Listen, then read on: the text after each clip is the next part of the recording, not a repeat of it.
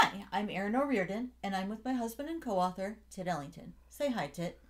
Hi, everybody. Welcome back to the Almanac of Erin O'Riordan. What do you have for us today, Erin? Well, today is September 13th, and according to the Twilight book series, this is the birthday of Isabella Bella Swan. In So, you're talking about the lady who was dating the vampires. This is her fictional birthday. It's the fictional birthday of, yes, the main character Bella, who is dating Edward the vampire. Okay. On September 13th, 1819, composer Clara Schumann is born. That's an interesting date. 1819 for a composer that's a lady. That's not something you hear very often. No, it's not. It's pretty unusual for the early 1800s. I wonder if we can find a little piece of her music so that everybody can hear. If we can find that on Spotify, we will link that at the end. On September 13, 1916, the author Roald Dahl is born. He's the author of Charlie and the Chocolate Factory. You know, when I was in fifth grade, well, you know this, but when I was in fifth grade, I would not read a book. And my teacher insisted that I pick a book to read. I just hated reading. And I picked Charlie and the Chocolate Factory. And believe it or not, that was the first book I was able to read all the way through that I really enjoyed. It's a shame I don't know that it was Roald Dahl that ended up writing the book that I enjoyed so much as a child. Quote from Roald Dahl is, quote, "A person is a fool to become a writer. His only compensation is absolute freedom," end quote. Well, that's a great quote, especially in this day and age where people don't seem to read as much as they used to. Yeah, that's for sure. On September 13, 1977, which is the year that I was born, classically trained pianist and Baroque pop musician Fiona Apple McAfee Maggart, known professionally as Fiona Apple, is born in New York City.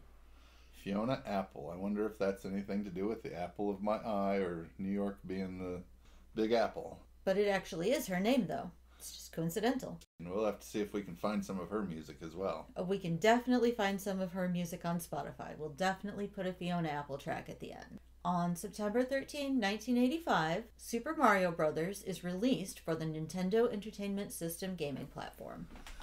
Well, that was the year that I graduated high school. The first time I remember being able to play one of those, I had to have been 22 or 23 years old. I was a landlord at the time, and somebody we evicted left one behind. That was the first time I got to play a Nintendo. And I don't exactly remember the first time I played a Nintendo. I was 8 in 1985, and I think maybe we still had an Atari at that point. What's next? On September 13, 1994, in South Bend, in British Literature class, Brit Lit, we took a quiz on Geoffrey Chaucer. Then the teacher, Mrs. Haas, played us a record of what it probably would have sounded like in Middle English. On the record, that was somebody imitating what somebody in the 1800s would have sounded like? Much earlier than the 1800s, I think 1400s or 1500s. Oh, wow. Okay. Yeah, it's a different language than modern English. You can't really understand it as a modern English speaker. And you can tell it's a different language. It's closer to German because instead of silent E's at the end of words, they actually pronounce the E's just like German speakers do.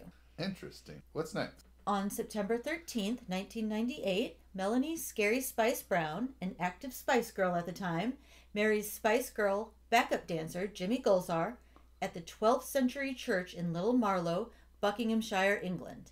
Emma Bunton, Melanie Chisholm, and Victoria Adams, at the time pregnant with Brooklyn Beckham, all attend. Jerry Halliwell does not. Jerry Halliwell, she's the redhead, right? Yeah, that's right. She's Ginger. Ginger Spice. I liked her. Yeah.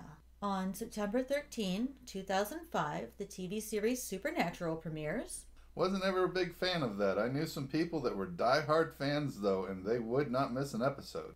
I have seen a total of 3 episodes in my entire life. On Monday, September 13th, 2010, in Mishawaka, Indiana, you and I went to Granite City for Oktoberfest. I remember that day.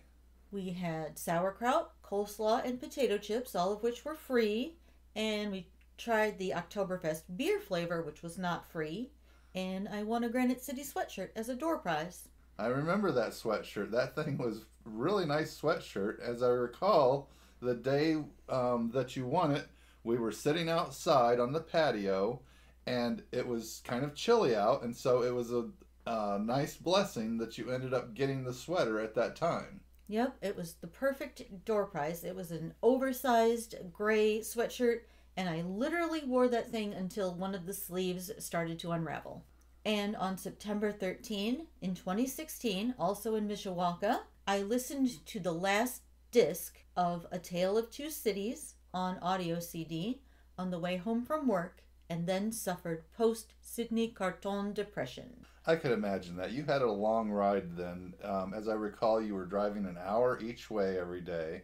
And so that probably gave you 2 hours of story time a day if you listened the whole time, but I imagine you didn't. And to end up binging on something and then all of a sudden lose it can be depressing. Yep, when we lived in northern Indiana, but I worked in Michigan, I had that hour-long commute every day. And one of the only good things about that long commute was that I could go to the library and check out an audio book on CD, and I listened to a lot of books that way. Who's our sponsor today, Erin? Well, Tit, our sponsor is once again us, and we talked yesterday about our book, Cut. So today I'd like to read a little excerpt from Cut. Okay, what do you got? Pie, Monica said eagerly. Darius shook his head and stepped aside to let his sister-in-law into the house. I'm going to have them cut me the biggest slice of pie they've ever cut at the Phoenix. I feel like celebrating. I feel like washing down that pie with champagne, but under the circumstances, I think I'll stick to milk. Darius involuntarily cast an eye down at Monica's belly. She was 2 months away from her due date, and she was already huge. He tried to imagine Renata pregnant. Travis stepped in and took off his jacket.